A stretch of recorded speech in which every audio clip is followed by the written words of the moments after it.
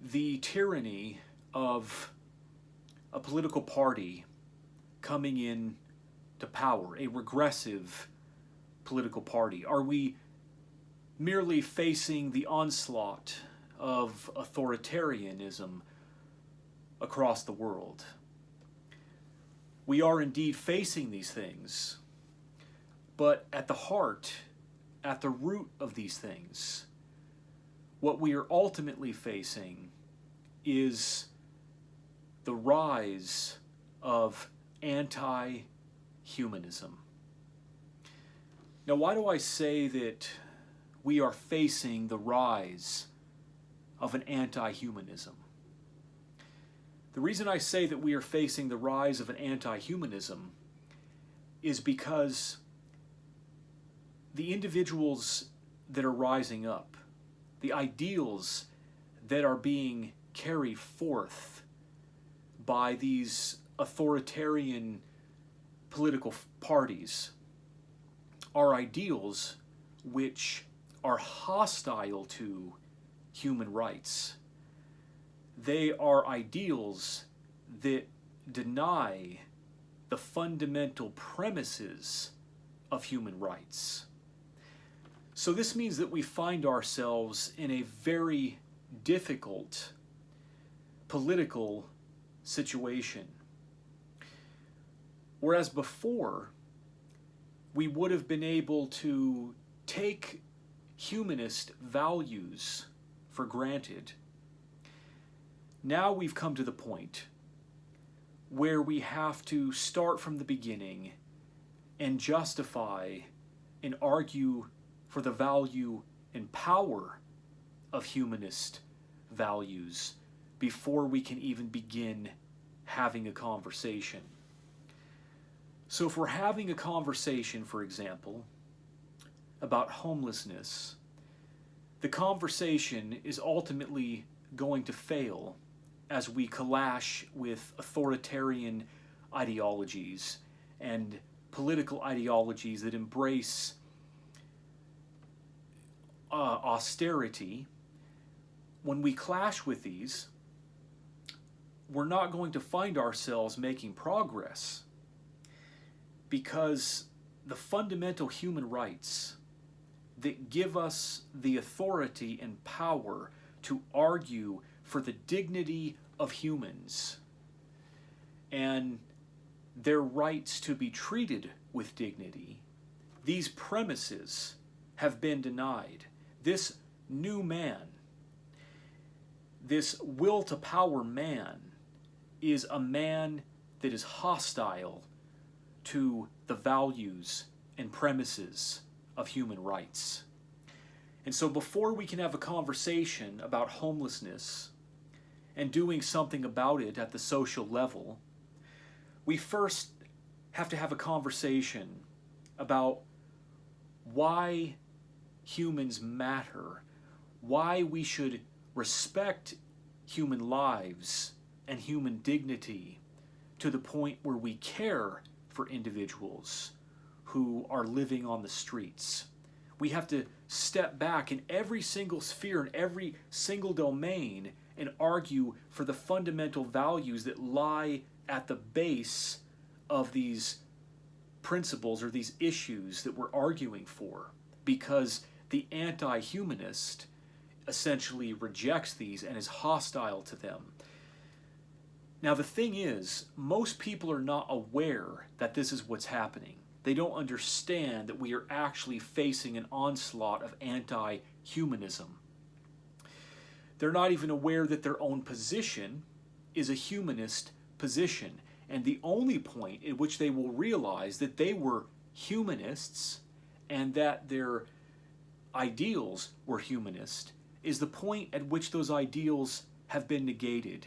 And they have these conversations about homelessness and medical care and treating people with dignity, and they realize that they're not making any progress because the anti-humanist man, the anti-humanist politics, has essentially rejected the humanist premises upon which a liberal and progressive society is based, upon which a society that cares for the well-being of its citizens is based. This is rejected by the anti-humanist man.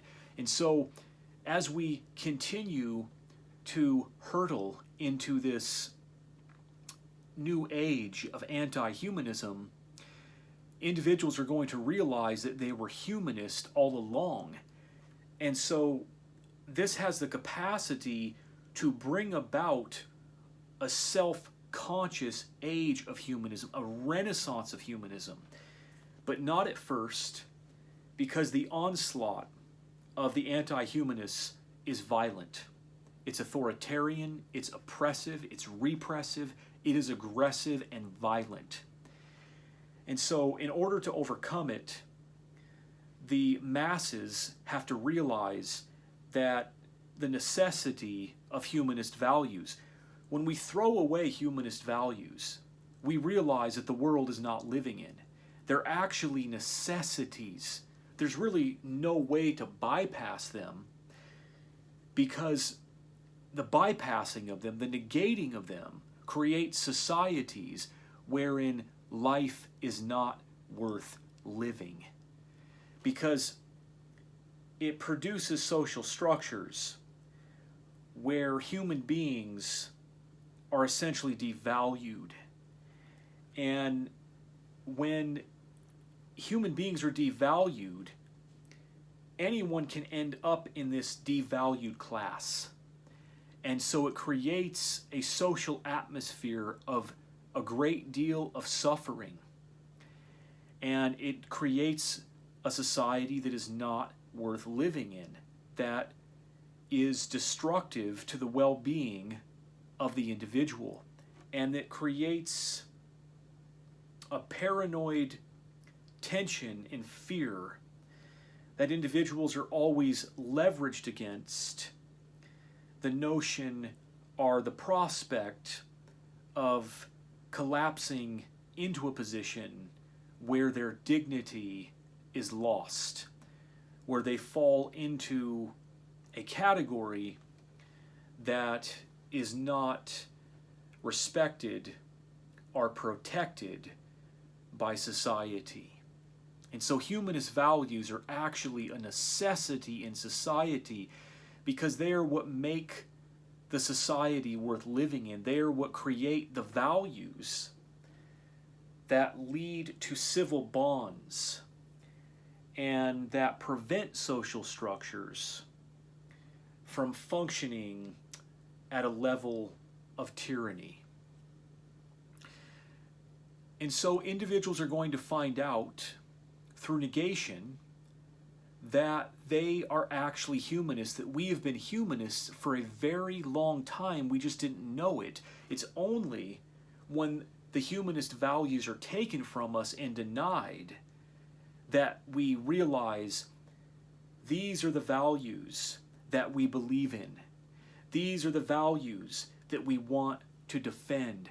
These are the values that we want to govern and order our lives.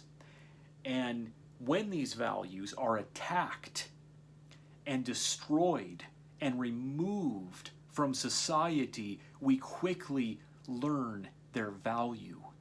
And that is what will be happening. That is what's coming throughout the world.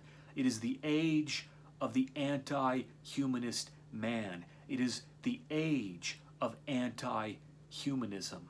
And so our duty within this age is to become conscious of the fact that we are all humanists, that we all embrace and support and believe in these humanist values, because they not only protect our lives, upholding the dignity of our lives, but they create a social quality for our lives. And so our duty as self-conscious humanists is to emphasize and proclaim these humanist values and to defend these humanist values against the anti-humanist man.